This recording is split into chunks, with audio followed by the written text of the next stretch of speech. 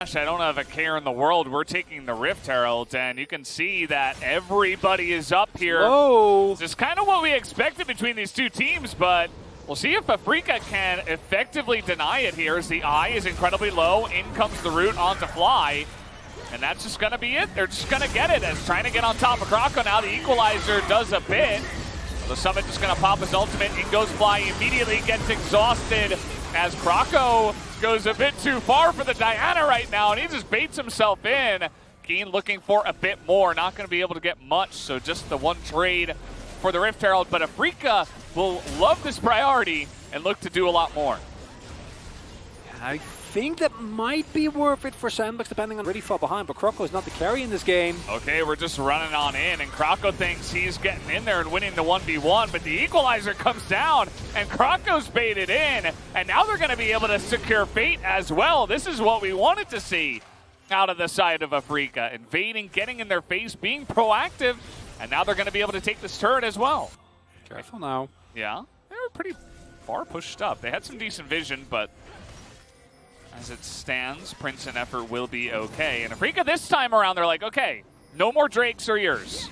Although they do have vision here on Keen. They're trying to burst him down. The teleport is big, and the exhaust keeps him around. Keen is going to be the one that gets caught out. That is very not often that happens. As a really nice kick, and the equalizer gets massive damage. The Sandbox really trying to press the issue. They get the pick, and they run straight into the brick wall that is Renekton Rumble that are fed. And now they're just on the run, but the flash comes in, and Ash is feeling really nice about this one. Fly looking for a bit more, will just get the Mundo, and they will be able to turn this one and get the Drake as well.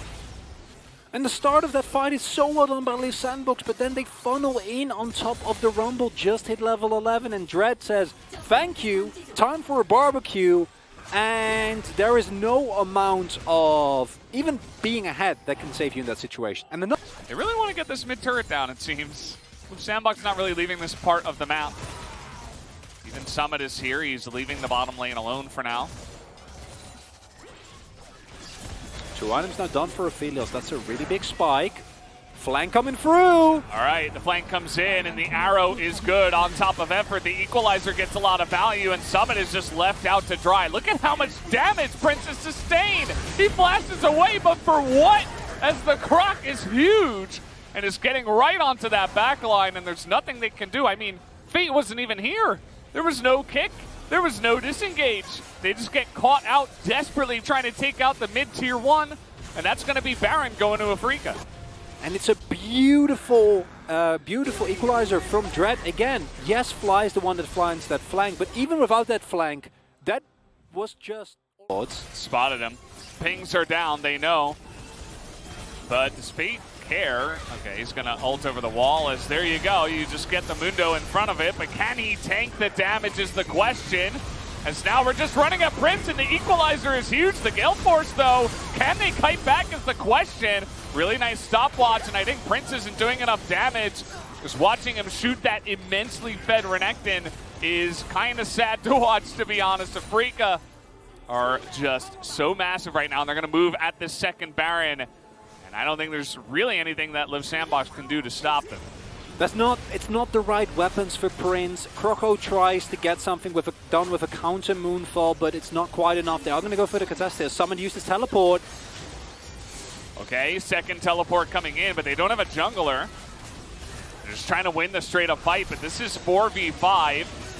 The damage here is, it's a bit nice AoE damage. In goes the Lee Sin, but he's not able to do anything as he gets a kick down, and Rumble dies as well. Summit's actually getting a lot of value here, soaking damage, but at the end of the day, Mundo's life will end. It doesn't matter if Aphelios does 5,000 damage when the enemy team has 30,000 health.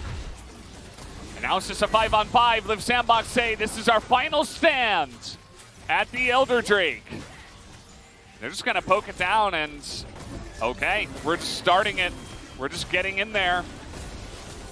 Come at me, bro, they say. And Prince does have enough lifesteal, it seems like, to tank this decently. Fly is taking a lot of damage, but the equalizer again! It's just so much value as Keen gets in there. And the kite back is there. Keen is going pretty low, but he gets so much value himself. And Prince is going to go down, so that's the end of that. This fight is absolutely over. The bottom lane is wide open, and that's exactly where Afrika will go to end this game. About as clean as possible from Afrika. They never give Liv Sandbox the opportunity to come back in this game. They play it slow, they play it steady. They consecutively find the right place, are able to snowball their lead to the point where even with a theoretical perfect moment for Liv Sandbox, it's not going to matter. The wallets are too heavy. Yeah, they're just smacking them now. That's going to be the end of that. Liv Sandbox, it's too late in the game. Good timing, I suppose, on the flash. But that is it. Double kill comes in, and Afrika will take the extremely dominant game number 1 victory here as they take it down slow and steady